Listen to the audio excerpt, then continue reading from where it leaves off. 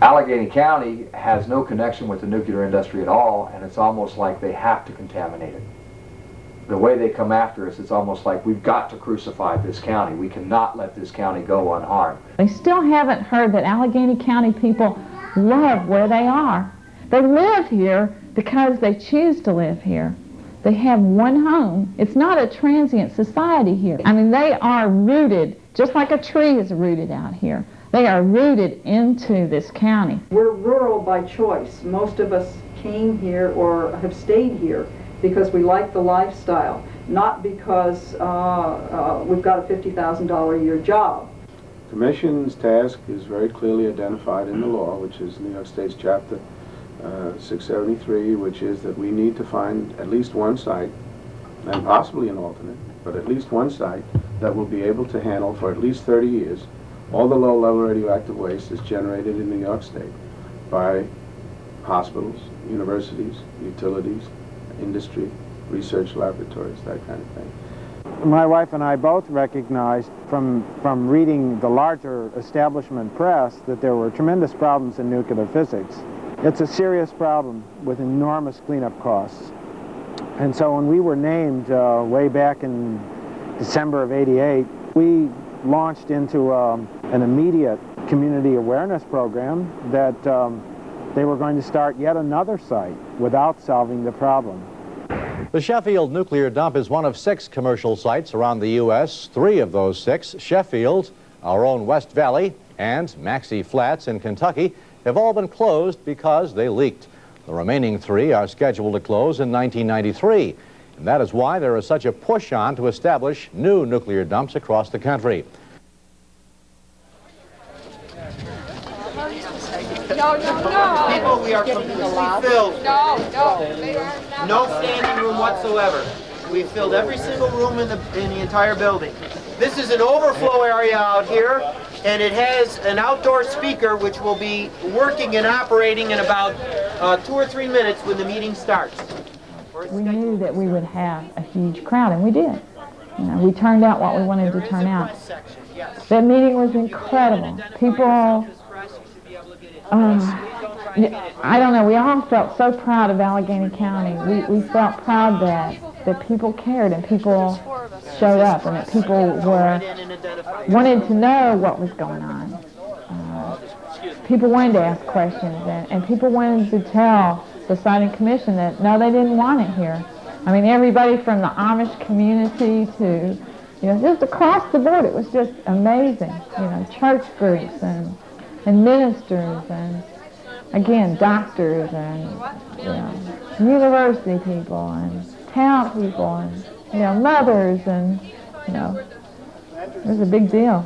I found myself reading about the gathering at Belfast, at the first public meeting outside the big cities of the Siting Commission, some of the Siting Commission people. And that was big news. 5,000 people turning up for what I think is, most people agree, has been the biggest public meeting ever in the history of Western New York. This time I'd like to introduce the members of the Siting Commission that are here and the Siting Commission staff. On my far right is Mr. Henry Maxwell. Mr. Maxwell is an engineering geologist with the Siting Commission staff. Seated next to him is Mr. Richard Wood. Mr. Wood is a member of the Siting Commission. He is a registered professional engineer and is director of research projects at Syracuse University. Seated next to him is Mr. Jay Doppelberger. Mr. Doppelberger is the executive director of the Siting Commission. And seated directly next to me is Dr. David Maley. Dr. Maley is a certified health physicist, and he is an associate professor of radiation biology. People are afraid to death of radiation, and it doesn't make any sense the way they're afraid of it. Allegheny County is concerned about getting a small amount of radiation from this facility. First of all, I think they're going to get zero radiation from this facility. I would like to know what you would have to say to a child who's diagnosed as having cancer because of his exposure to radioactive material.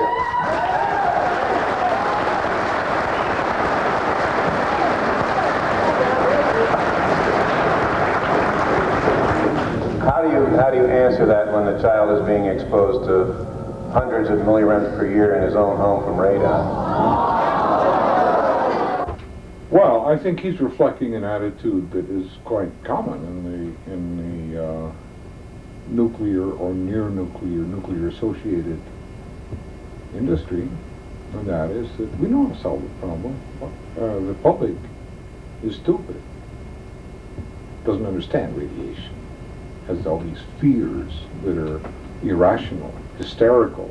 Why should the byproducts of this industry be termed low level, and why should we accept this immense responsibility in one county of New York? Area in the 20th century, and we're acting as if we still believe in witches and ghosts.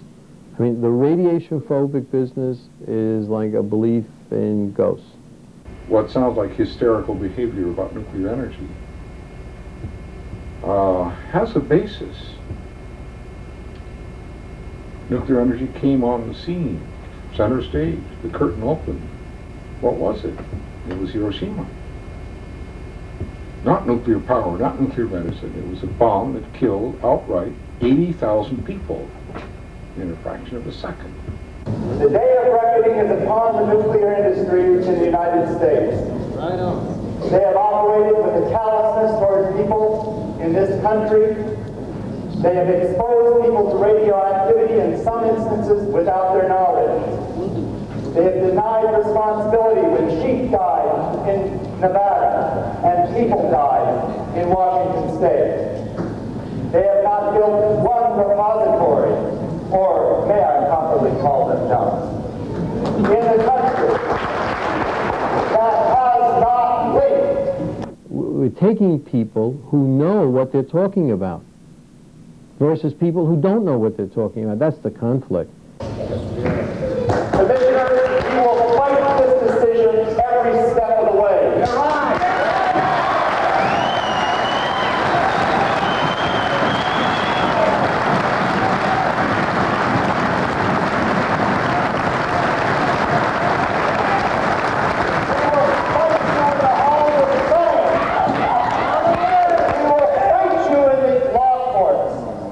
We will fight you in the legislature. Yeah. And if necessary, we will fight you in the streets. Yeah.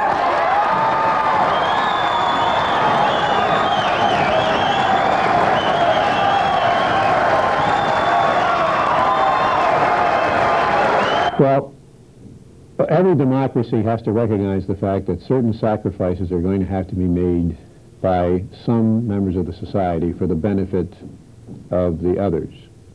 The majority is telling us that it is not safe for their numbers, but that it is acceptable for us. The majority to take this great risk.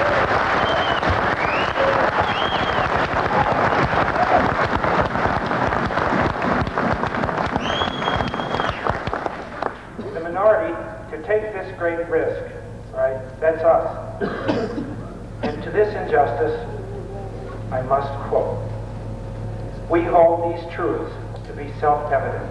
You know, it is not part of a democratic process to thwart the needs of the people of the state. That when any government becomes destructive of this end, it is the right of the people to alter or to abolish it.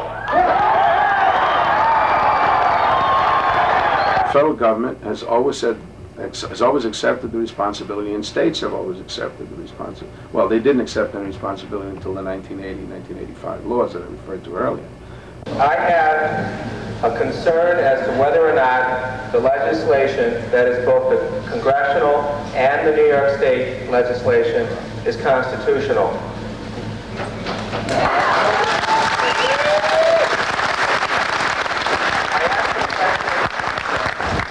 I question whether they're constitutional for this reason. Is it constitutional for private industry to generate radioactive waste, something that's not worth money, but that's only a liability? And for Congress to pass a law that says, you, the people of the state of New York, own it. And by own it, that means that you will be forever and permanently responsible for the costs of containing it and any liability that results from a failure to contain it. So those people who are trying to drag us back to the good old days, first of all, I don't think the average American citizen is going to tolerate that. He or she is not prepared to give up his car, even his second car, is not prepared to give up his power boat or whatever else he has, and TV set and VCR and computer to go back to living like Abraham Lincoln. We get up early, we work hard during the day, at night when we can't see to work, we go thank God for what we've got, and we don't need any nuclear plants. The Siting Commission was on their podium, and they were crass, and they were not very informative. They were belittling to the public. One of them actually slept through the whole meeting, stood up on the stage and literally went to sleep with people's concerns. And so it enraged a lot of people. It got the community awfully upset. The problem was we had nobody interested in the early days of the process, and we couldn't get them interested until we announced sites, and then they were too interested. Have the guts to tell the governor that there can be no truly safe disposal with current technology. Have the guts to tell him that rural New York is not expendable. Have the guts to tell him that your obligation to select a site as mandated by the 86 law does not serve the general interest.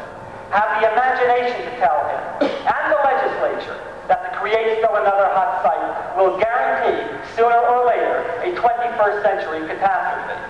Have the moral courage to recognize that the underlying assumptions of your report are fatally, and I mean literally fatally, flawed. Hate is going to make more radioactive waste.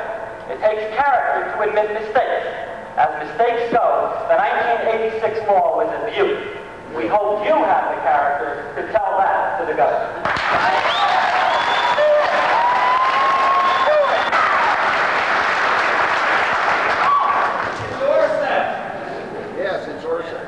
I think my response is that if I agreed with the premises, I would do exactly what you suggest. I don't agree. I think the job is an appropriate job, and I think that we're going to go ahead and do it because I feel that we should.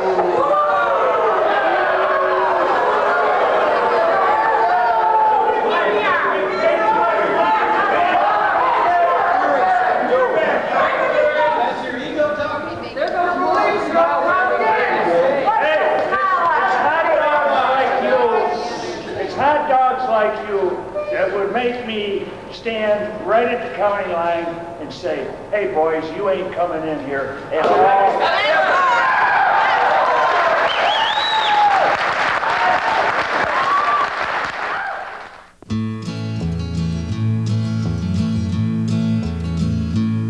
Oh, listen, Mr. Governor, up in Albany, this is Allegheny County. There's something we can't see. Who gives you the right to poison our land? And do you care about us? And do you give a damn?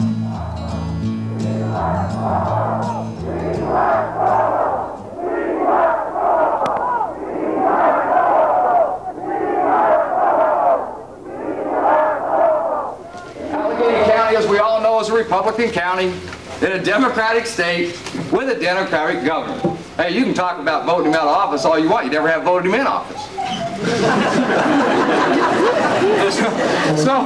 So I mean, let's be truthful, right? We don't have any political power. We're not out there going, we don't have the population to sit there and say, we'll meet you at the polls. One of the reasons they picked us. Do we have any large corporation, anybody with so much power that they can walk up to Governor Cuomo, knock on his door and say, listen, fool, you put that site where my company is and I'll yank my people out or I'll move my company and leave you with an unemployment problem you can't survive with. We don't have that kind of industry in this community. So we don't have economic power. The governor introduced the legislation as emergency legislation that kept it from having to be put through committee structure. It was introduced, it was voted on in the last night of the session at a very wee hour of the morning. It was not clearly understood by people. Following the passing of the law, the governor appointed 5 commissioners. Of the 5 commissioners, 3, at least on the surface, would appear to be in violation of conflict of interests. The first one, I would like to ask each of the members of the Siting Commission what your previous place of employment it was prior to being appointed to the commission. Well, my current place of employment is the University of Rochester, Department of Biophysics. I was an engineer for many years at Sperry Corporation, about 28 years. I was elected to the Assembly in 1974, and I served for 10 years in the New York State Legislature as an assemblyman from Nassau County. My current place of employment is Syracuse University Institute for Energy Research and the College of Engineering. I've worked there for 3 years. Prior to that, I was employed for 12 and a half years in Niagara Mohawk Power Corporation.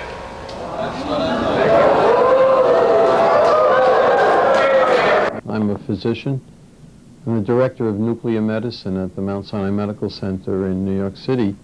My previous employer was General Electric, and I was employed at the Mills Atomic Power Lab. Dr. Maley works for the University of Rochester in radiology. The University of Rochester has numerous violations of their NRC permits for disposing of nuclear waste. 40, I think, is the number. Reporter Gene Kessner is the one who checked into the University of Rochester's nuclear practices. Gene, what did you find? Well, what I found is the concern that the state has, the state health department, with how the University of Rochester handles and stores radioactive materials.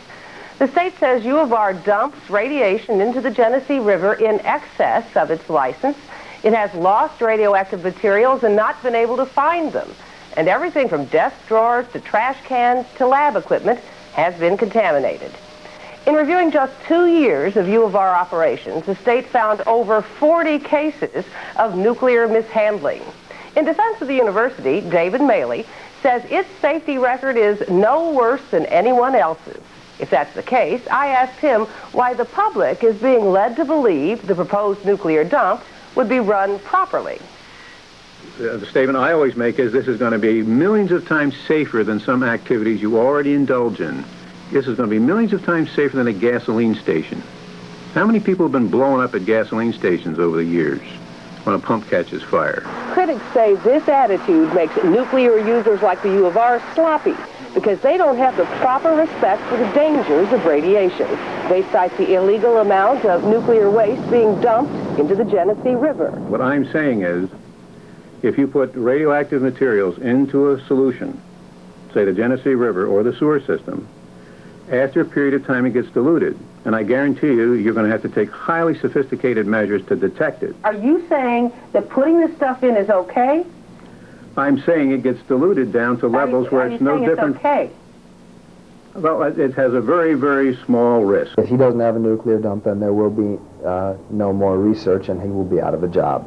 So I'm not saying that that's wrong, I'm just saying that it appears to be a conflict of interest. Dr. Goldsmith, the same thing, he works at Mount Sinai Hospital.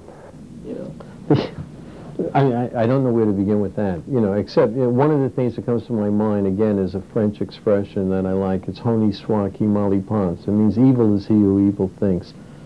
They might be able to pervert their reason by their own self-interest. I don't pervert my reason by my own self-interest. It's not a big deal to me, personally, whether there's radioactive waste site or not.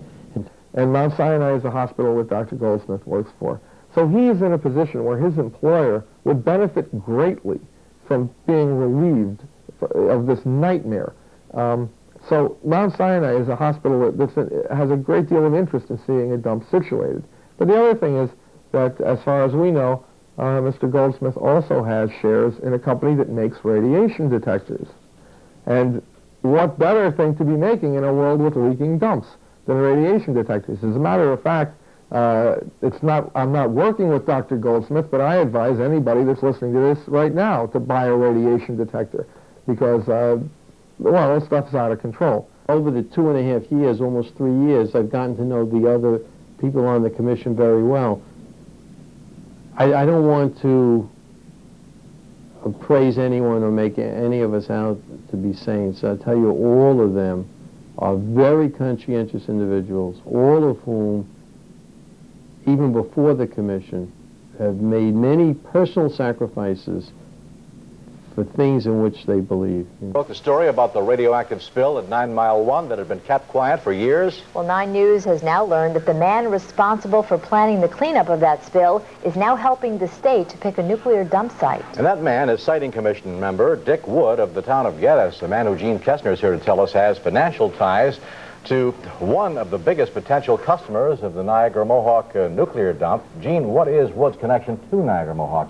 Well, Dick Wood worked for Niagara Mohawk for 12 and a half years. That was before he took his present position in research at Syracuse University. And even his first year at SU, Wood had a consulting contract with his former employer. At the start of a recent interview, Wood assured me that relationship was over. My employment at SU started in mid-January of 1986. So you haven't, in 2 years, received any money from NIMO? That's correct. And over 2 years, almost 3. however, as our discussion continued, Wood acknowledged that the NIMO ties are still alive. The utility gives grants to his department at SU. Wood works on NIMO research and is paid for it.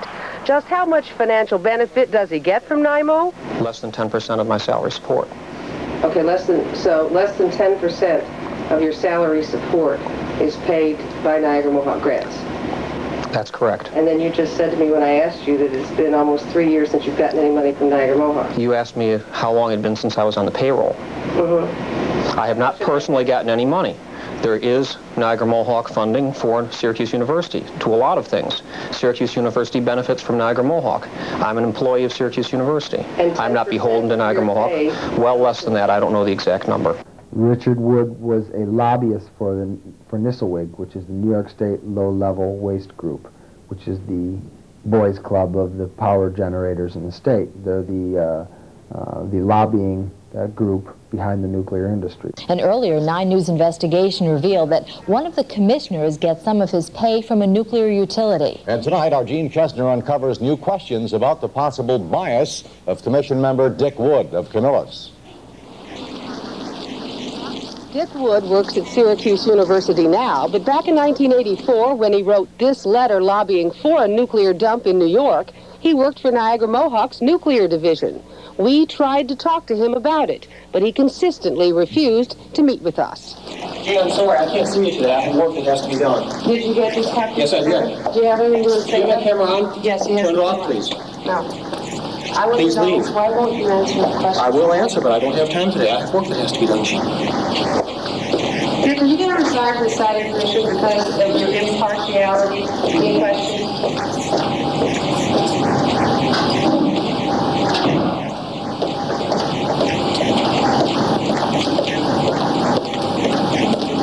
Please turn your camera off. This is unethical. Please leave. Well, I don't understand why you should answer the question. I will be answering your question when I have time. You will not give me an appointment. I've been trying for 2 days. Now, you are on a lobbying group for low-level waste producers. What I wanted to know was how could he guarantee New Yorkers that he will be impartial? The question I wanted answered was, why is it okay January 6th of 1984 to be working for a lobbying group that wanted a nuclear dump placed in New York State? And why now, in 1989, should he be on the Siting Commission that's finding such a dump site? A fair question, since the law says a public officer can't give the impression that any person can improperly influence him. It also says he can't deal with any business in which he has a direct or indirect financial interest. So we have here on the Siting Commission, we have a politician and former employee of an electrical engineering company that's acting as a private citizen as its chair. We have a former employee of a nuclear utility and one who covered up a nuclear waste spill sitting on the commission. We have a health physicist who's there to assure us of that this dump is going to be safe, who's a graduate of the Atomic Energy's cover-up programs and has had serious spills from his own lab at the University of Rochester. And then we have Dr. Goldsmith, who is a paid employee of Mount Sinai Hospital and owns the company that makes, is a stockholder in a company that makes radiation detectors. I see that these people all have a very serious interest in not only having a dump built, but some of them could actually make money if the dump leaked. We're really in a situation where the Nisselwigs and the nuclear power industry have, for all intents and purposes, got a hold of the state and made it their instrument. They have used their lobbyists to pass laws which, for all intents and purposes, makes the state their agency for dumping this on us. So this is really a state-sponsored kind of trashing of Allegheny County and its population.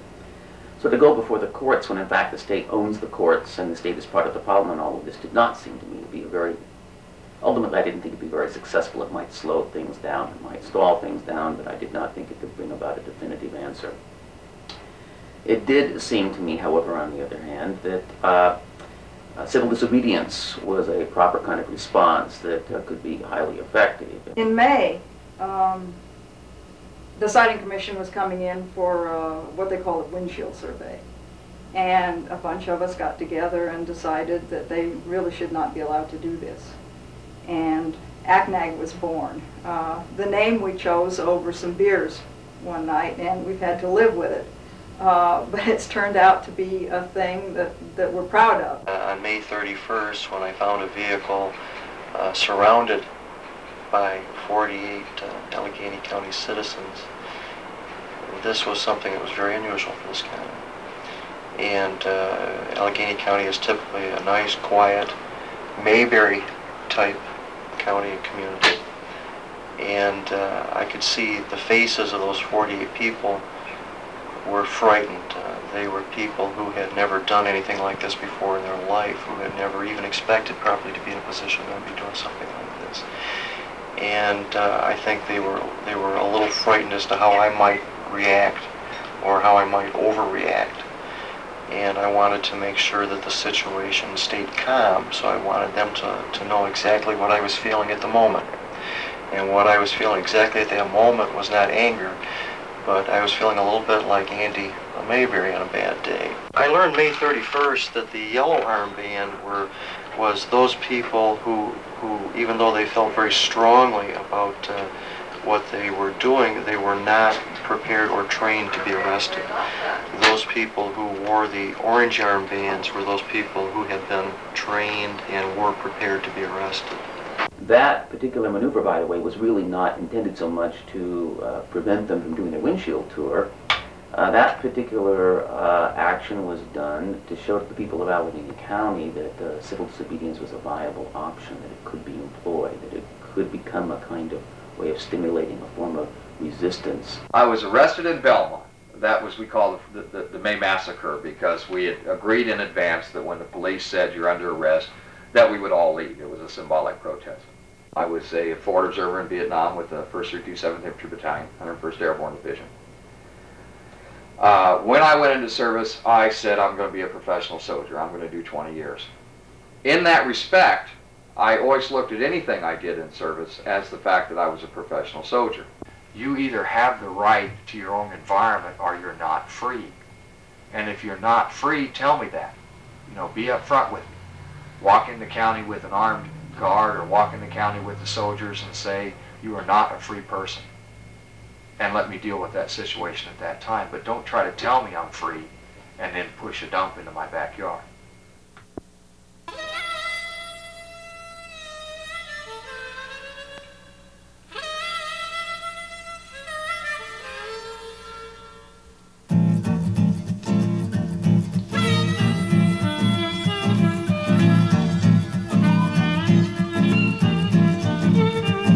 I don't want to glow in the dark, oh no, I don't want to glow in the dark. I don't want to glow in the dark, oh no, I don't want to glow in the dark. Don't want radioactive ashes falling from the sky. You want to see that nuclear waste making this land a dime. I'm gonna fight till it's countermanded. Proud to be an Allegheny bandit. I look at this basically as a moral issue with me. I look at this as a moral decision. I have a real problem with religion. I've been fighting with my beliefs for so many years, it's ridiculous. Finally, I decided I must be agnostic. Because every time I think about doing anything, I always have to look at it two ways. I have to say, if there is a God, if God does exist, what does God expect of me? And when I think about that, I think I owe something to my God. I think I owe him something concerning the site that I live on, the environment I live on, the people I live around. I must owe these people something. I must owe myself something, and I must owe the earth something. If I look at it on the other hand and I say, well, maybe there isn't a God, that means we must all be in it together. And if we're all in it together, what do I owe my fellow man? Do I owe him a personal decision? Well, I'll just sell out and go someplace else. Do I owe that person well, somebody else will take care of it? Do I owe the people around me, I'll donate money, but I don't know that I can take the time off. I'll donate money, I don't know if I can lay my body down. And I have a real hard time with that. I have to fight with that a long time. But then I normally come back with the same decision. For me to go to bed at night, I know what I need to do within the community of humans. I know what I need to do within the community of God. And to me, civil disobedience is the answer. You people and myself and everyone in this county have been deceived. I want you to know that. There are things people still don't know.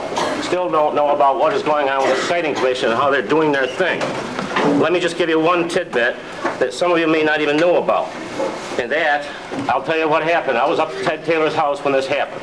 If you recall, they came out and said there were 5,000 REMs per year that would be emitted from radiation from this dump they want to put in our county. And if you know and probably read in the paper, they came out later and said they had made an error. They said, well, it's 10 times that much. It's not 10 times that much, and I want you people to know it. It's 40 times that much. In order for a rig to come in, they have to notify the landowner. They have to go to the landowner and ask permission. And the landowner can either say, yes, you can come on my property, in which case they will, or no, you can't come on my property, in which case the Siting Commission drillers will have to go to the Sheriff's Department and obtain an injunction. The Sheriff will then have to serve the injunction on the landowner. And Sheriff Stoles is a very busy man. He drives very slow. So these injunctions will probably take quite a while to get back. So in terms of the landowners who don't want the Siting Commission on their land, there's going to be considerable delay. Right now, the only land that the Siting Commission can go on is land that where the owners have given permission, and as far as we know, there are very few of those. I'm not going to sit back and let them do this to us without a big fight, a major fight through civil disobedience, non-violent action. And if I imagine my little girl, I want to impress her that way today. Because 20 years from now, when she's 29, they could come in here and say, well, this mountain's piling up too fast. There's too much already. What are they going to do? They might even incinerate. There's nothing that says they can't do that. They just might do it. And I want her to remember the impression that I gave her when she was a little girl at the age of 9. The impression is, we will not do this, and we are going to be able to stop it if we work together. We need everybody we can get. Our object is not just to get arrested, but to stop them from doing what they're doing over the long haul, just to keep them from doing their work by our very presence. What you've got to do is address the injustice. What you're angry at is the injustice, not the people who are perpetrating it. Once you're out there, you link arms, like this, with your neighbors around the rig, and you stand there silent and implacable. And you have to maintain your composure. You must, absolutely, positively, unequivocally, must remain nonviolent for this to work. Your demeanor is everything. It's going to be a little while before the TV cameras get down here. The guys from Buffalo have 2 hours, the guys from Rochester about an hour and a half. If we know in advance, we call them in advance. If we don't, you have to wait. But you've got to keep in mind at all times when the TV cameras are going what your demeanor is. Make everybody proud of Allegany County. We got to force this back into the political arena from which it came and look for a more acceptable answer. Stop making the waste. Even if you could say and agree that we would stop all nuclear power and not use it, turn off the nuclear power plants tomorrow, Society made a decision at some point in time to use those plants. And we would need to dispose of the materials that are inherent in those plants in any case. And there is low-level waste in a nuclear power plant. An engineer can describe something that will last 50 years, 100 years, absolutely proved. It could then be tended for millennia. But we don't know who those people that would then be given that responsibility will be like. And I can see people 100 years from now, 200 years from now, hating us for what we left behind as a legacy. And we've arrived at what we consider 4 methods that are the most suitable in New York for low-level waste. And they are a version of some kind of vault or some kind of lined shaft, which could be pictured as a caisson, a vertical concrete caisson, for instance, maybe with earth around it, into which we place waste containers. Or what we call a modular disposal unit, which is another man-made barrier of some sort that's more or less transportable.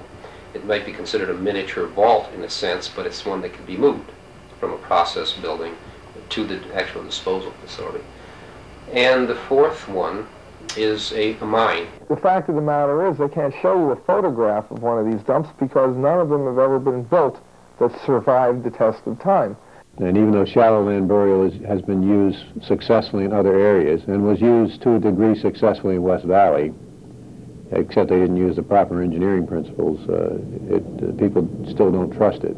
So we're going to end up building a Taj Mahal to deal with a problem that is, in my opinion, a relatively low-grade risk compared to other things. Certainly a low-grade risk compared to gasoline, for example, and we certainly don't build concrete vaults for gasoline. Those metals are intensely radioactive, but with most of them with half-lives in the order of about 5 to 10 years.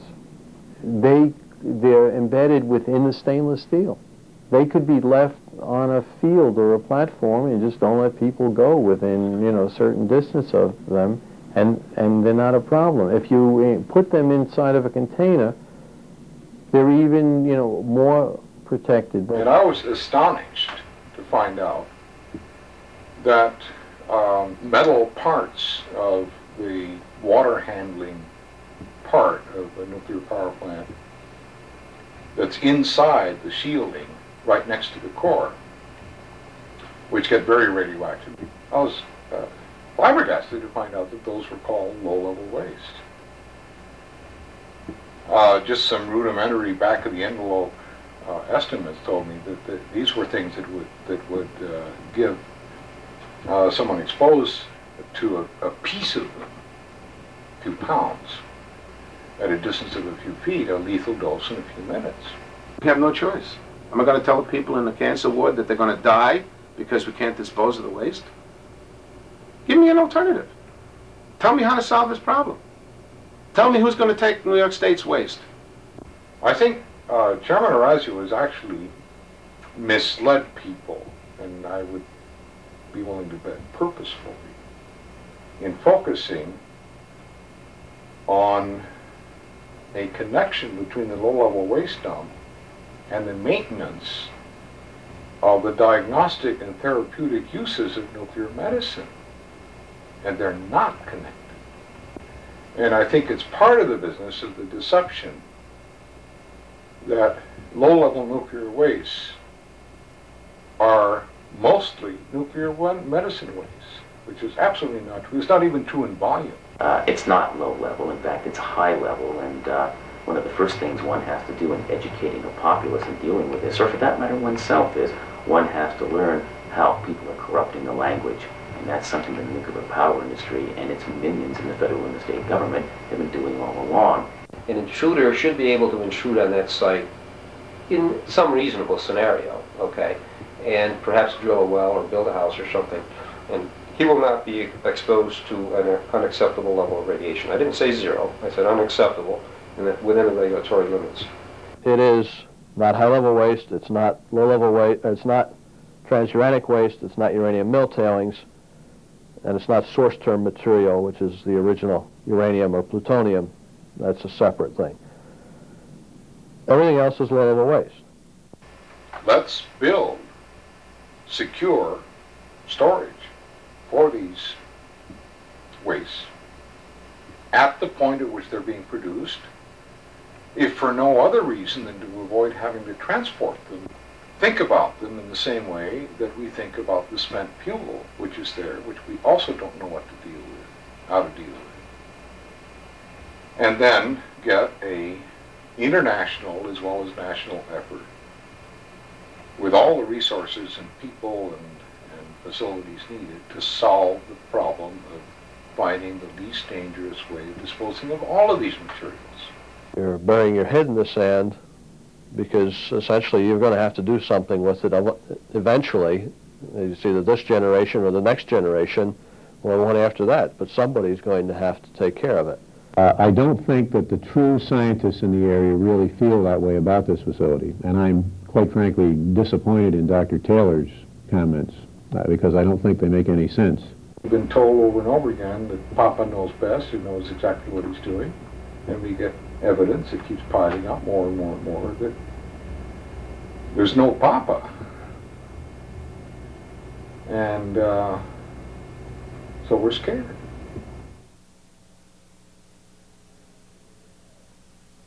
None of these people are practicing science, they're all practicing politics. And this is so political that I go home at night and shake my head and say, are we ever going to get through it? Because we can present all the facts and all the dangers that we want, yet if we can't achieve goals on political levels, then we're lost. And this is so much more politics than I ever wanted to get involved with. Well, we realized very early on that most of their information was based on a computer-generated geographic information system. And that's where information is layered into a database. We asked the Siting Commission to allow us to verify, investigate, look at the Siting Commission's database. The concerned citizens, working in conjunction with the county, saw this as a priority. If they were really just interested in checking what's in the report, I mean, they want to check to see if there's something in the disk that's not in the report. Well, that's absurd, because, I mean, what's in the disk is going to be in the report. I mean, they're not going to find any conflict. But they're trying to make it appear like there's something in the disk that we're hiding from. That's absurd. A lawsuit was filed by the concerned citizens of Allegheny County, and the database tapes were requested of the Siting Commission. Well, they didn't want to do that. Why? Because they weren't really interested. They were just interested in creating an impression that somehow we were the bad guys. I mean, pure and simple. They lost basically a Freedom of Information filing by concerned citizens of Allegheny County, and were forced to release those tapes to the county and to the concerned citizens. They played a little word game on us at that point. Now, we did make a mistake in that we did not require that the contractor use a format or use a computer system that was easily retrievable. So although we had the tapes in the database and the GIS, we had no way of reading it. It was encoded in such a way that we could not interpret. The Siting Commission thought that this was rather funny and that they had pulled one over on us. But it's just indicative of the way that they have misused their status as a government commission and the way in which their consultant and them are basically conspiring to hide the true basis for their site selections from us. There was no political chicanery in anything we did. We're a technical commission who's doing the job technically as honestly as we know how to do it. And I think that will be confirmed when all of this litigation is completed. This is my garage. We hauled it 20 miles here. One Sunday morning, we gathered up 25 people, pried it loose from the foundation, loaded it onto a trailer, and took off. This is Allegany Watch here. We run a 24-hour vigil on the dump site over here. We monitor the township by this CB radio mostly and keep in contact with other people in the area. They call in sightings of different cars and what troopers that are around and whatever else might be going on. This is our winter kitchen, actually, is this little setup here. We do have another kitchen outside that we use during the good months. We just recently got a telephone in, which greatly increased our ability to get off of this hill and contact people. McCastle has been our mainstay as far as someone staying up here. Well, Concerned Citizens is your basic grassroots effort. I say basic. I really need to go past that because it's far from basic in the fact that it's been able to amass a lot of people and it's been able to educate the public. And that's basically what CCAC does. It educates the public, it helps landowners understand the issue, it hires lawyers for people, it does those kind of things that are within the law. In that respect, it's narrow in how far it can go in this fight. ACNAG, on the other hand, Allegheny County Nonviolent Action Group, draws a more definitive line. And the Allegheny County Nonviolent Action Group merely says that where we stand is you don't go on the land. The logistics involved in a civil disobedience action, particularly one that's carried on with the scale and the number of people that we have, it's mind-boggling. You have to set up a communications network. We've of course set up roadblocks. You have to have people to man the roadblocks to set them up. You have to have people to use the CBs. We also have landlines, telephone lines. You have to have messengers. You have monitors, keep crowd control. You also have to have people who will supply people with food and water. It's an army. Has your experience as a forward observer in the military helped you set up the framework for a lot of what goes on in ACNAC? I wouldn't answer that with a 10-foot pole. I'm a participant in civil disobedience. About 11:30 this morning, a lookout spotted 8 members of the Siting Commission staff, the Allegheny Sheriff and Undersheriff, looking at a 700-acre site off Old State Road in the town of Allen. Protesters quickly surrounded the group, locking arms and making the staff and lawmen virtual prisoners. These are friends and neighbors. These are friends and neighbors that are making their point very loud and clear here. Because the Allegheny Sheriff's Department lacks a road patrol, the sheriff was forced to call for help from the state police.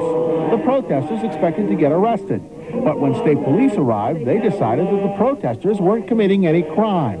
So the man who owns the 700-acre site decided he'd press charges against the site commission staff for trespassing. Yeah, I'm off and stay off. So you're going to file a complaint with the state police? Yes, I do. At last report, the state police had decided to charge the members of the Siting Commission staff with trespassing, and the protest has broken up. By the time we got there, the line was already formed around the Siting Commission people, and they had been escorted down off the land. And I think it's just tremendous that they managed to trespass and get on their own property. I don't know the status of the trespassing charges, but we did have full authority to go on site, so we were not in violation of any law. And I think it's also real interesting that they call a walkover completed when they're on a 700-acre parcel for 20 minutes, and they can say, yes, we completed our walkover. We know all we need to know about that site, which is just ridiculous. These were not a walkover for extensive geologic purposes. It was just to get, like I said, a general feeling for the lay of the land. The Siting Commission people and the Weston people were treated very courteously. They were given coffee and cookies, and I don't know, everyone shared, and there was some dialogue. The group was generally cordial, I would say. I guess if I had to be held hostage by a group, they were a relatively cordial group. Yeah, I mean, in principle, when you take hostages and hold people, detain people for periods of time, in principle, it's not different than what's happening in the Mideast. I mean, granted, in this case, the people did not have automatic weapons and they didn't shoot anyone, but nevertheless, you know, we were kept there involuntarily against our wills. Charlie Barnes there, who put up that sign, signed with the Siding Commission. Okay, he signed the papers that gave them the right of access on his property. He doesn't agree with what they're doing. He doesn't want to dump there.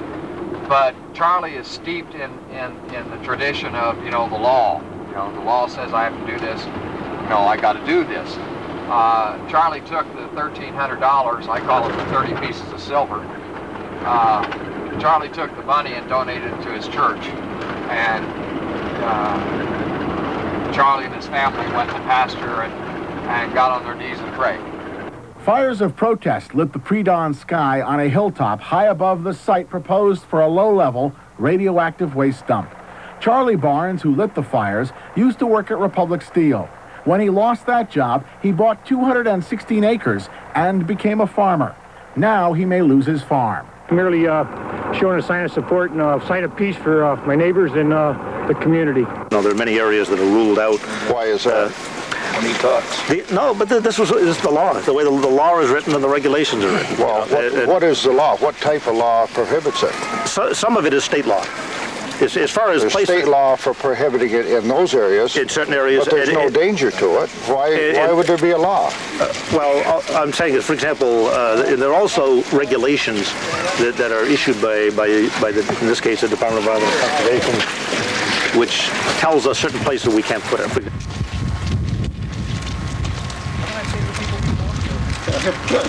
Time to move the crowd out? We'll see. Good morning, Captain. Has anyone threatened you? Rock the car, thrown rocks or anything? No, they just prevented our passage, that's all.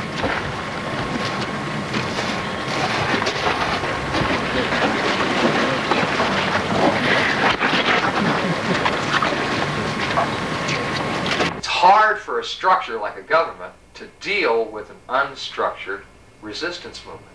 It drives them crazy. They want to talk to you. Who are you going to talk to? You know, which one of us? If they want to talk to me, I don't make decisions for the group. If they want to talk to stewards, they don't make decisions for the groups. So there's no one person that you could go to and try to convince, argue, threaten, intimidate to do what you wanted, because there is no one person that's in charge. What they are doing constitutes an act of disorderly conduct. Under the disorderly conduct section of the state of New York, it's a violation to block vehicular pedestrian traffic, which is essentially what they're doing. So you would just be issuing them an appearance ticket for a later court date, or what would you actually have to take them into custody? We will, they'll be leaving this area, and most probably an appearance ticket after we get out of here. And just take them to some other location and give them an appearance ticket. What if they come back? Well, then they come back, don't they? You could be out here all day giving out appearance tickets. We'll cross that bridge. You believe I'm upset? Only have 4 reports. It's my farm. People on the line. It's my farm. Do you think the state should be here doing this? Hell no. He felt that he had to obey the law. I'm not so sure he thinks that way right now. He was arrested on the Kennedy site, too. After 4 years in the Marine Corps, I served this country good. My brother died for this country. Don't make a mock of me. If I march you up there and making me do something and go to, you know where I'm going to go. Don't do it. Leave me alone. I want these guys out of here. Take me in. I'll tell you right now, it's going to be worse trouble. I understand what you're saying. Let's just come on back here with me. No, I don't want you touching these guys. No, we don't want to touch the light.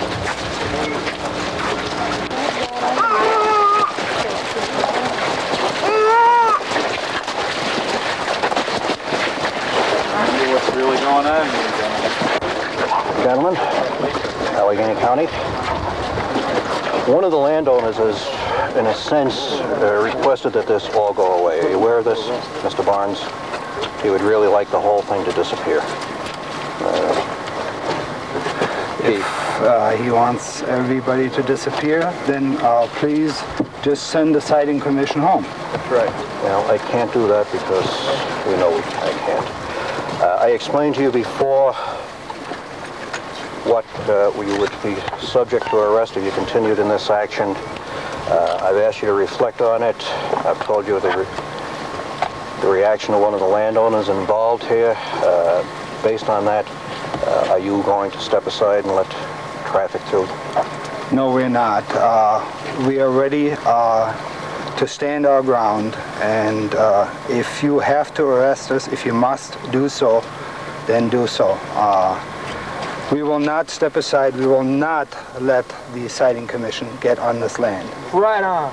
Their cause is unjust. Trooper Snyder, this gentleman has identified himself as Allegany County to me. He is to be charged with disorderly conduct. Sir, you're under arrest for disorderly conduct. Trooper Lucas Shevitz, this gentleman has identified himself to me as Allegany County. I want to charge for disorderly conduct. You're under arrest for disorderly conduct. Have you had time to think about your decision? I have. Okay.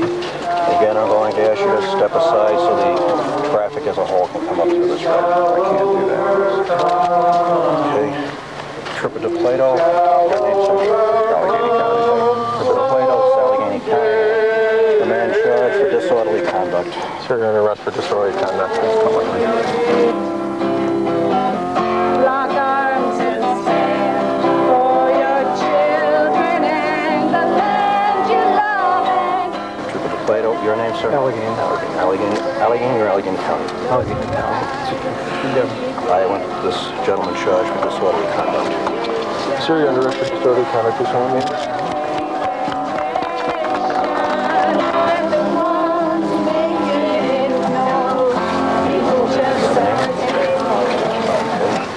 Allegany County, this is Trooper Smith.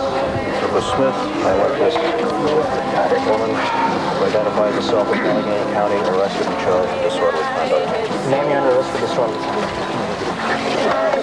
Do you have a name, sir? Allegany County. Allegany County, Trooper James Johnson. Trooper Johnson, I want the gentleman arrested and charged with disorderly conduct. You're under arrest for disorderly conduct. Please come with me. Step aside. Allegany County. Douglas Miller. I want the gentleman arrested and charged with disorderly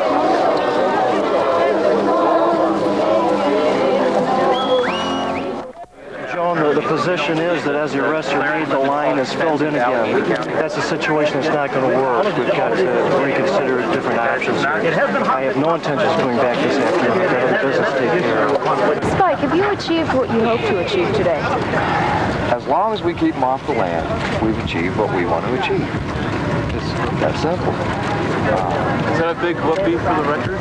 Is that a big whoopee for the record? Hey! That's a rebel yell. That's a rebel yell. There are a number of things, if I had to look back, and would change. One is I would change the advisory committee. I would not have had it appointed by the governor. I would have had it appointed in a different way such that it could have been responsive and been changed more quickly. And I would have had it have probably fewer state agency people on it and more local representation.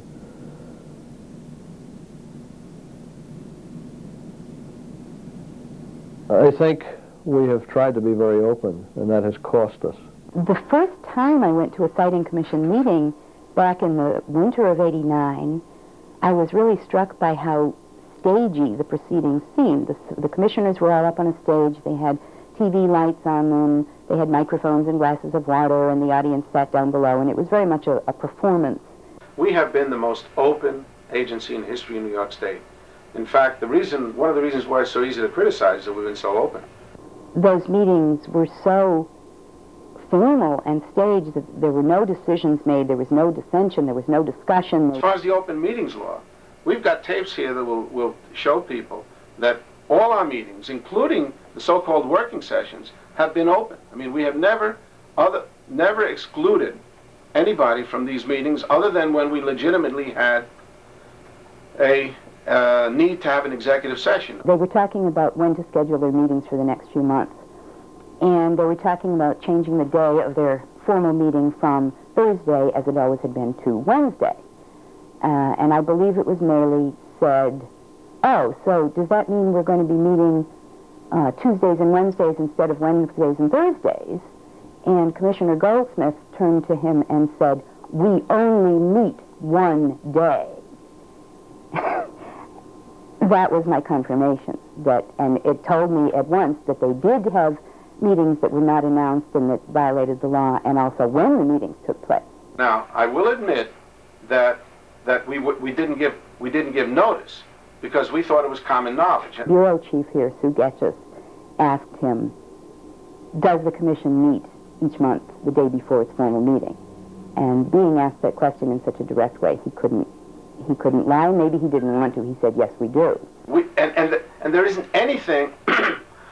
See, the impression is this: if we did technically violate the law, it was unintentional, and certainly no attempt to hide anything from anybody because we have nothing to hide. He was saying at the time, and is still saying, that their closed meetings, their unannounced meetings, were okay to have because they limited the discussion at those meetings to topics that are allowed for closed meetings under the Open Meetings Law.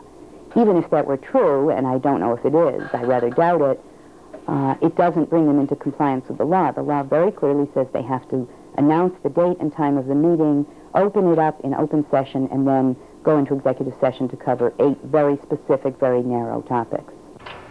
Those charges in the litigation on this on this private meetings thing the charges are absurd. I mean, they're absolutely, the whole package, that whole brief is full of lies.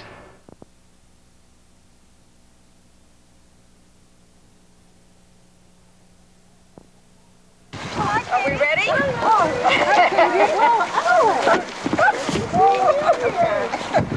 You'll see all the other cars up front pulling out, and then just pull out and walk up to And then walk the up thing. and be arrested. Right.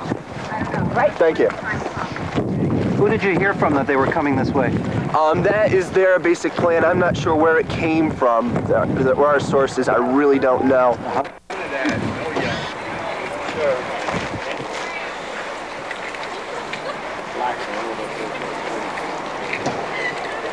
are we doing?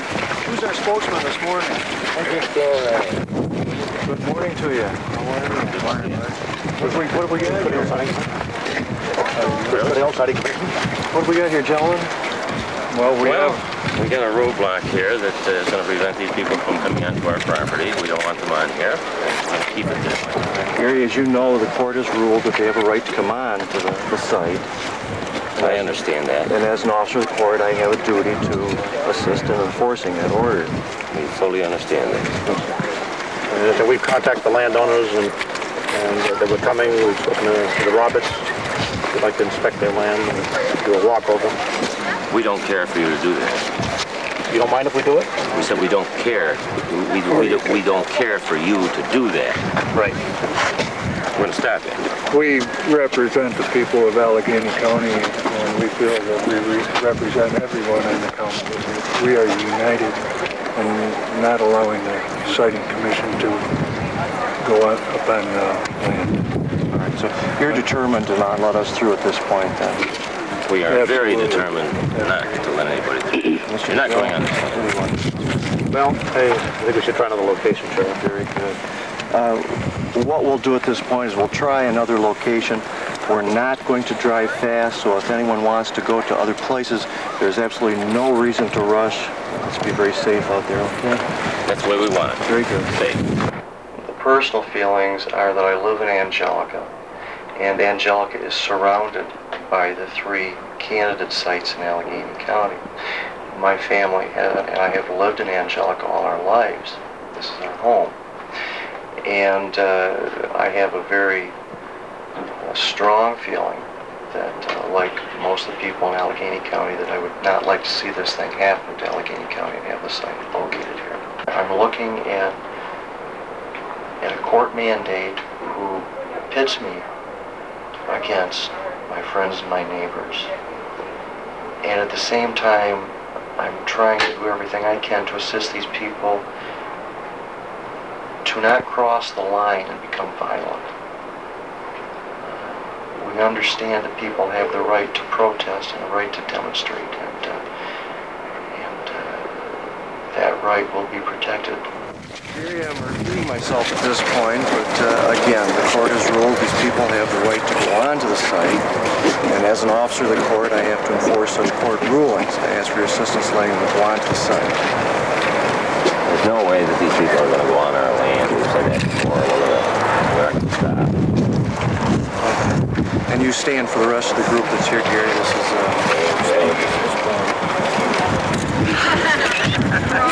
Well, we really would appreciate your assistance in this. We would like to do an investigation. You know, we've contacted the landowners. We have the legal right to go on the land. We realize that. We're not going to allow it. No dump here. Period. Mr. Goodale? Well, I guess we have to try somewhere else, Sheriff. Hi, Bruce. Good morning. Good morning again. Gary, the spokesman, or who am I talking to? Larry, this is Rich. Rich. Rich Kelly, and he's a dairy farmer. He's very concerned about this area, and he is going to speak. All right. Go right ahead, please. We're not going to allow you on this land. West Elmont and rural New York will not be sacrificed for the benefit of the nuclear power industry. Of course, you understand my position is that the court has ruled the technical team has the authority and the right to come onto the property. I'm aware of that. I would like to point out to the technical team that West Elmont has passed a law prohibiting the establishment of a nuclear waste dump in West Elmont. Mr. Goodell, the technical team is standing here next to me. I'd like to introduce you.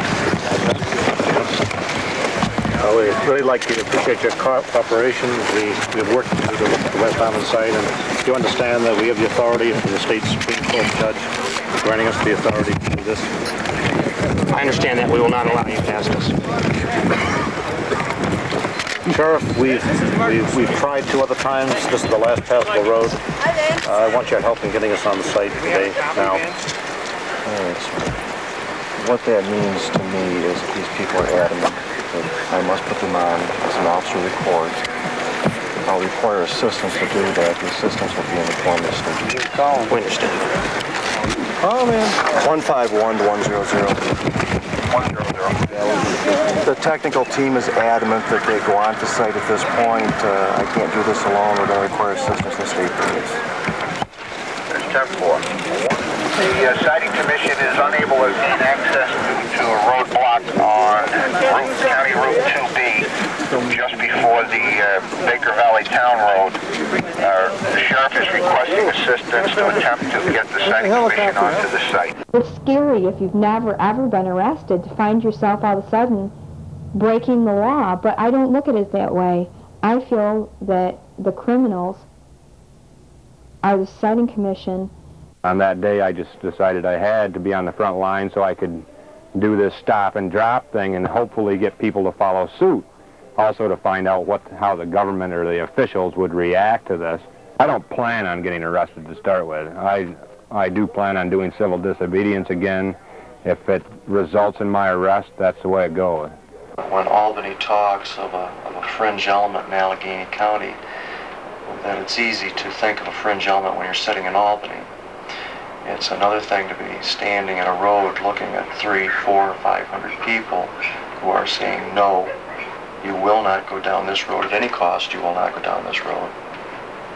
So I think that these people who have come out in the technical team are under no illusions that this is an easy task and that this is a fringe element by any means. The NRC basically gave it a clean bill of health. As far as the technical quality... Is that the same NRC that normally is the AEC, had all the records of the workers at the plants? The same NRC that covered up the sheep deaths in Nevada? Is that the same NRC? I think it is. You need to realize that the nuclear industry in general has little credibility, and we are a testimonial to that right here.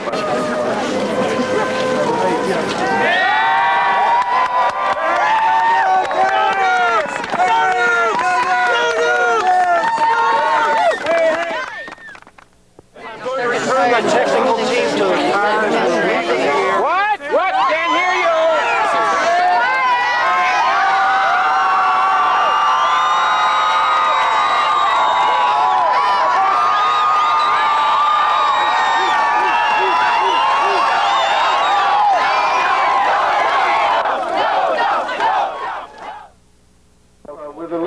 staff that we have of about 18 to 20 people here now, we couldn't possibly do everything that has to be done.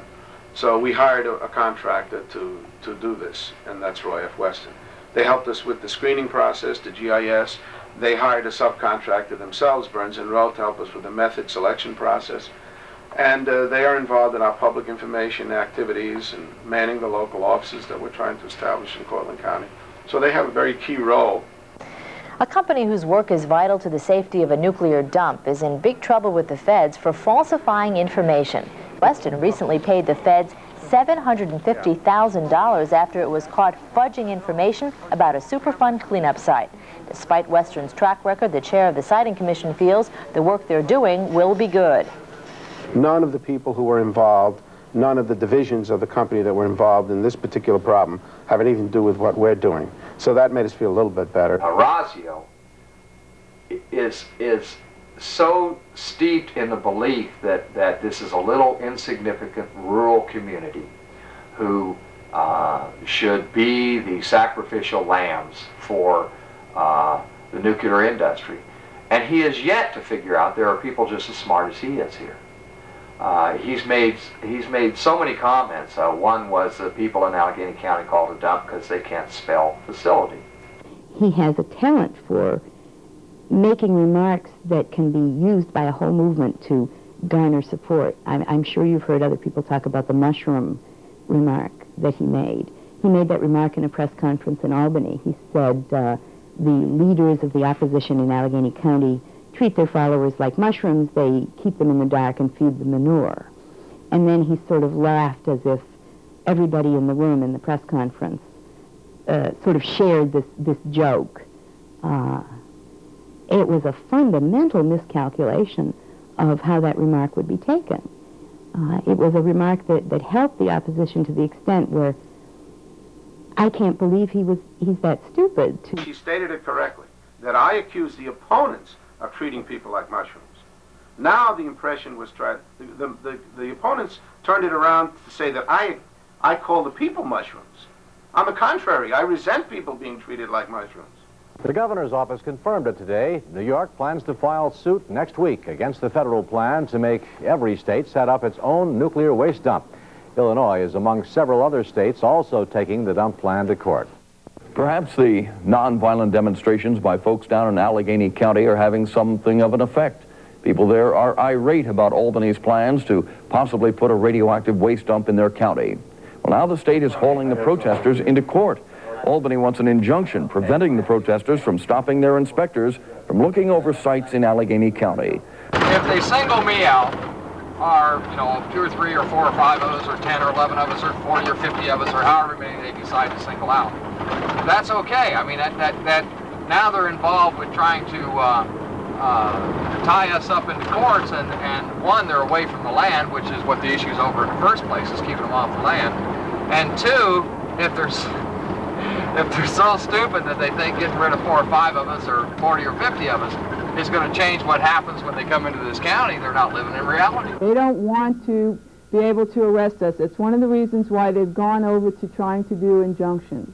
They don't want to arrest us. It costs the state a lot of money to bring in the state troopers. State troopers also don't feel like they can handle this, so they've gone the injunction route, okay? If you are enjoined, you do not go before an Allegheny County judge. You will go before, in this case, the judge that ordered the injunction. You would go before Judge Gorski, who would not probably be very sympathetic in this case. If we are found guilty of contempt of court under the civil injunction, we are subject to 30 days in jail and a $1,000 fine, which for normal, law-abiding people is a source of anxiety and very deep anger. The injunction is against 4 people, and the wording of the injunction also includes a phrase that's called a John Doe, Mary Roe phrase that simply means that anybody who is acting in consort with these 4 people will also be enjoined. There are 4 people on the original list and the 28 people that were arrested at the West Almond site. As of this moment, only the 4 people, Sally Campbell, Stu Campbell, Gary Lloyd and Spike Jones have been served with an injunction. This next action is going to be sort of a bit different because in a way we have to be a little more tightly organized because we must not be recognized. If we are recognized, then Larry Scholes will have to put our name down, and then our name will have to go to Judge Gorski. ACNAG is apparently very dedicated to nonviolence. I've been a cop for 17 years, and I know that good people push too hard can reach a point where maybe they will do something that they ordinarily would not do. I hope to God that we don't find ourselves in Allegheny County in a position where those people are pushed so hard that they do something that they would not ordinarily do.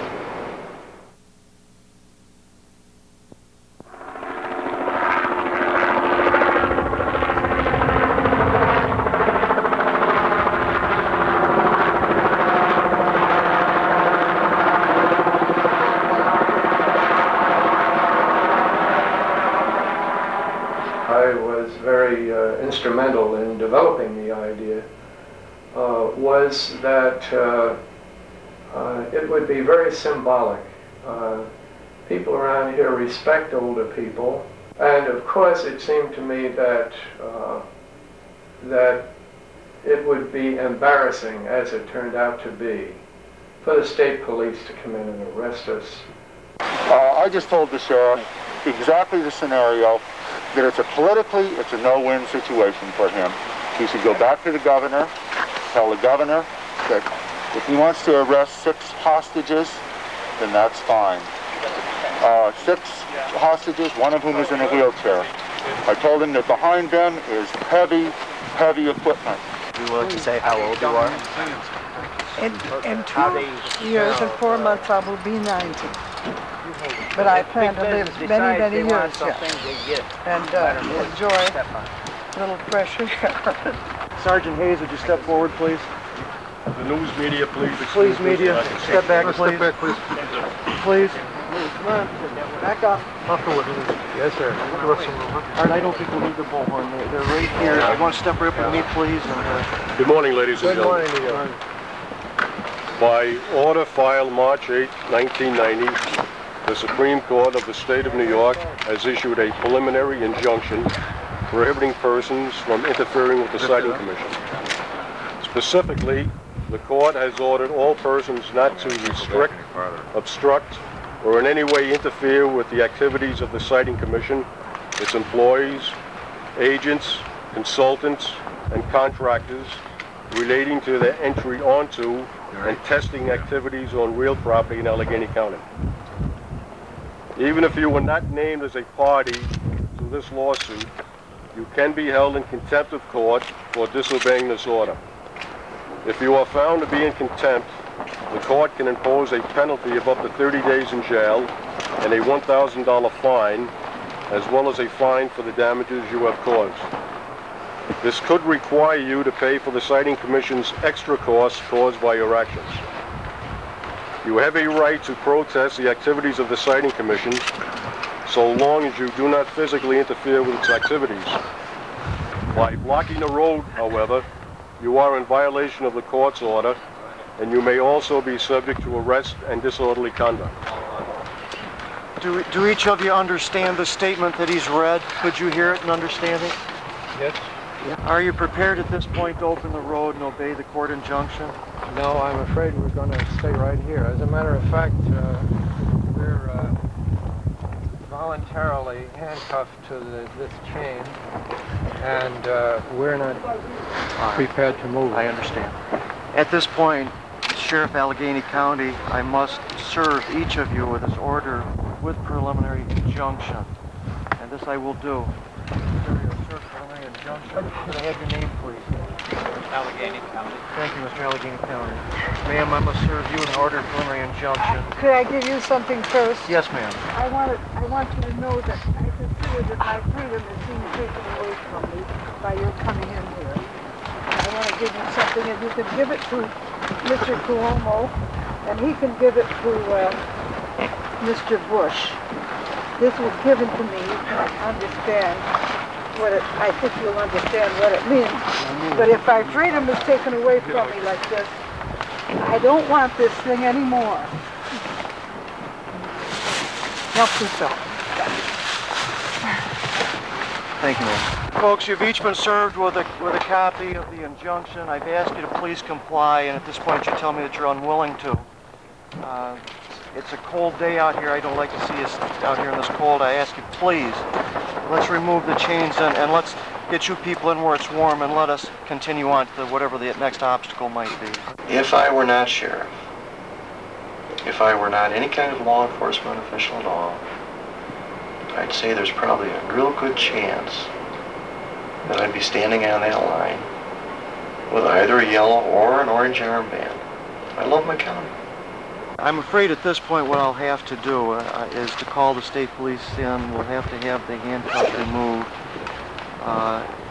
Whether they're going to perform actual arrests is entirely up to them, but I'll need their assistance.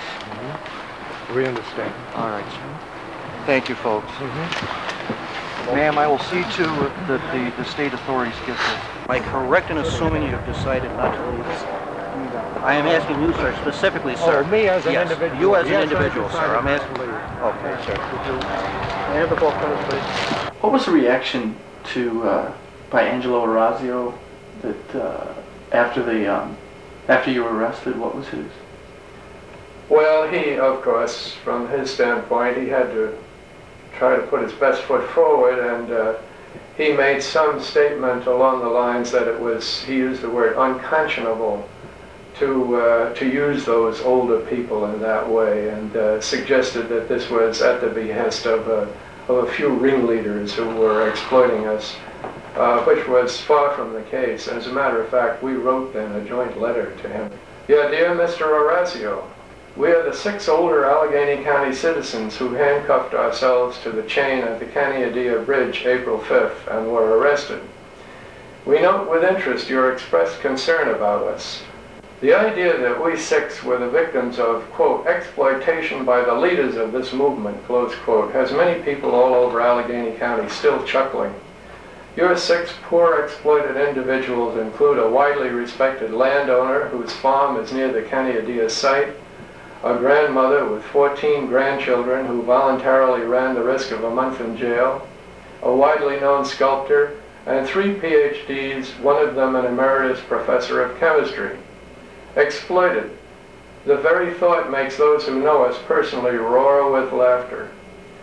No one here is exploiting us, Mr. Orazio, but you are trying to exploit us by writing us off as elderly victims of some sinister deception by our friends and neighbors in Allegany County. In taking that tack, you have once again shot yourself in the foot. Did we save the best for last? No, we got one more. Okay, sir. I'm going to ask you to step aside. If you fail to do so, you too will be arrested.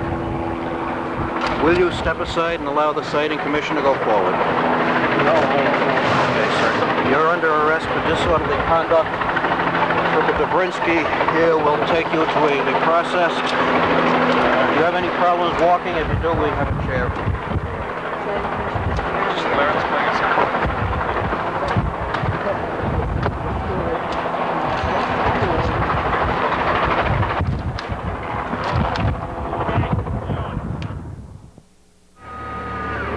They just came up back of the barn here with some. I'm sure we can get some out here if we need it.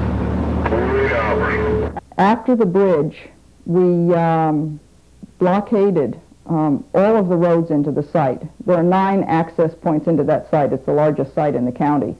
We blockaded all of those access roads until we were sure which way the police and the citing commission were coming in. And when it became apparent that the citing commission and the police were coming up East Hill Road, we retreated back up that road slowly. The injunction is in my pocket. You've been alerted as to what the consequences are. Let me ask you at this point if you're prepared to open the road and let the commission go on to the site.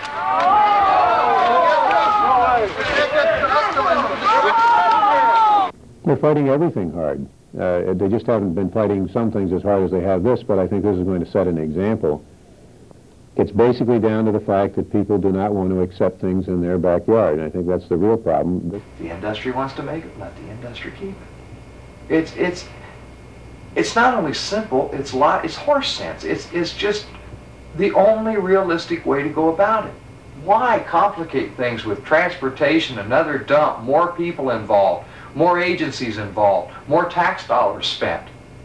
When you've got it right there, just keep it there. I would say that if the industry is forced to actually deal with their waste, we will come to a either scientific or political decision that will be more favorable to the country a lot faster if it's sitting in their backyards rather than somebody else's. Hey, you guys are from New York, you ought to be on our side. No, you're New Yorkers, join us. Hey, keep it cool. You guys only got a few more miles to go. Let's go. Let's move. Double time. Rise to our feet. Rock arms and stand for your children. The land belongs. When the police began arresting people at random, this we did not expect. The rules of engagement that have been laid down by mutual agreement here in Allegheny County have always precluded the police arresting anybody who wasn't standing in the road. You couldn't be arrested if you weren't actively blocking the siding commission. Well, that all changed in Canandaigua. Asking expedited, and when you think that you've walked too far, you're about halfway there. Always a comedian. Doesn't have a sense of humor.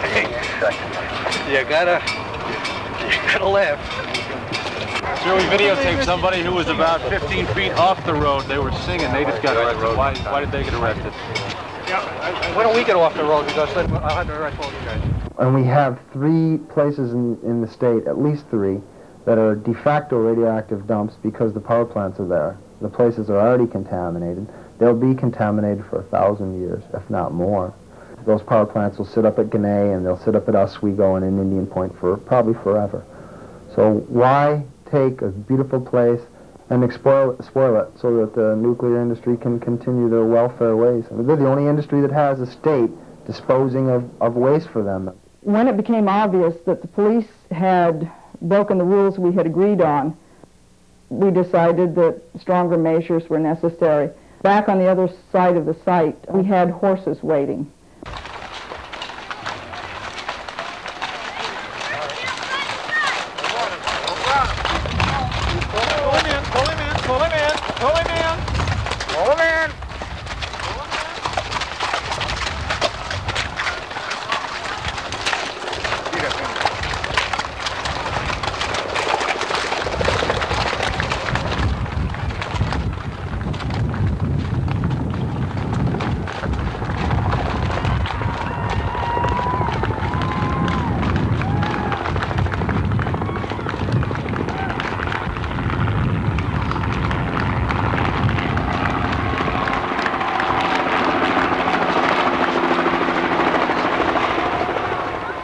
That we should have a policy in this state that things will be decided in a logical, common sense way, not on violence.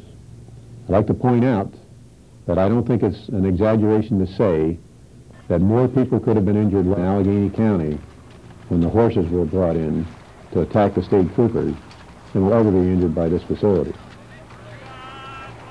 The siding commission was desperate.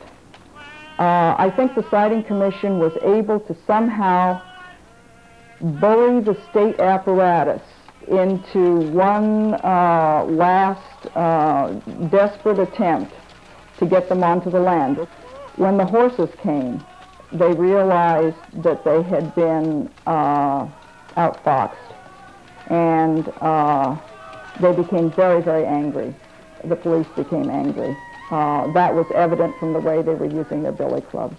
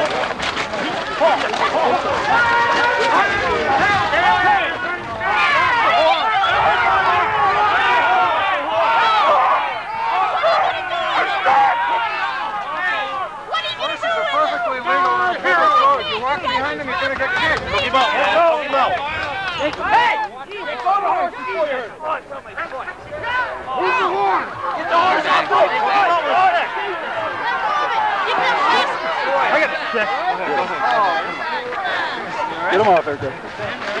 Break his hand off that ramp. He's real busy right now. Let go! Look out. Come on, look. You here! Back, right? You keep your cool. Get back. Guys, gotta keep those glasses. You wanna get right for no reason. Let go of the ring. There you go. Greg, when you go down, Rick will be.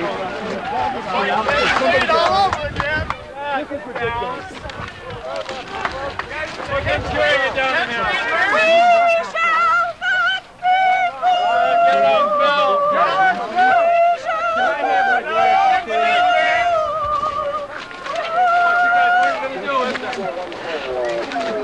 Can't stay free. Land of liberty! Land of liberty! Don't let it go! Back, no. It's all right. Back off.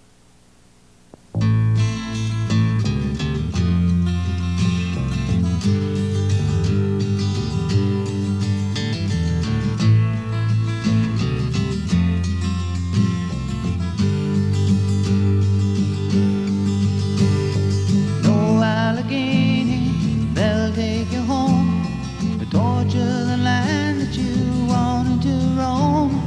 Out on the road, they'll haul it in. Truckloads of poison made in a sin. No Allegany, they'll break your back, don't you know? Your future depends on the people who love you so. No Allegany, let's stand up and fight for what you believe in, your God-given right to save the beauty in all that you see. 'Cause oh Allegany, she's down on her knees. No Allegany, there is still hope, don't you know? Your future depends on the people who love you so.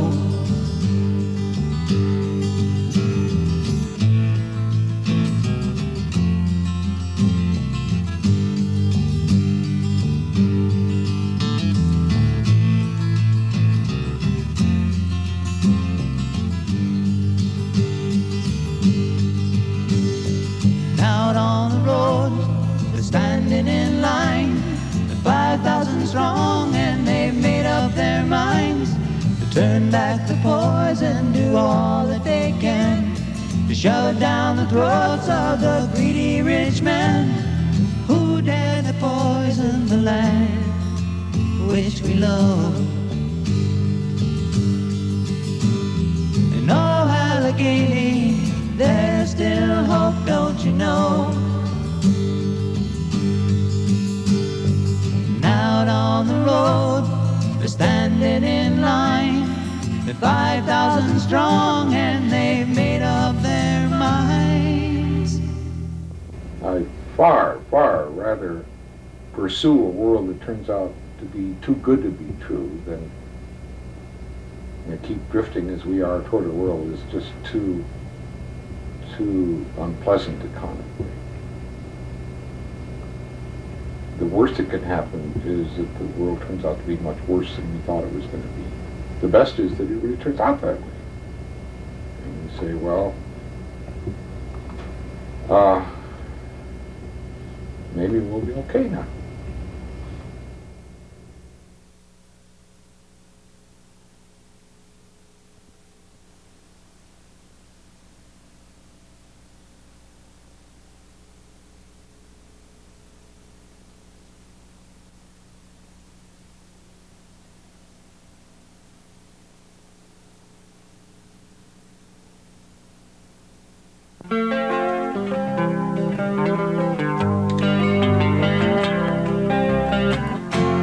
Allegany, rise to your feet. Lock arms and stand for your children and the land you love, and never let the poison spread. Those who lie would see you dead. No radiation without representation. Let the ones making it know people just aren't taking it. We're not expendable, and neither is the land. Portland County, rise to your feet. Lock arms and stand for your children and the land you love, and never let the poison spread. Those who lie would see you dead. No radiation without representation. Let the ones making it know people just aren't taking it. We're not expendable, and neither is the land. New York State, rise to your feet. Lock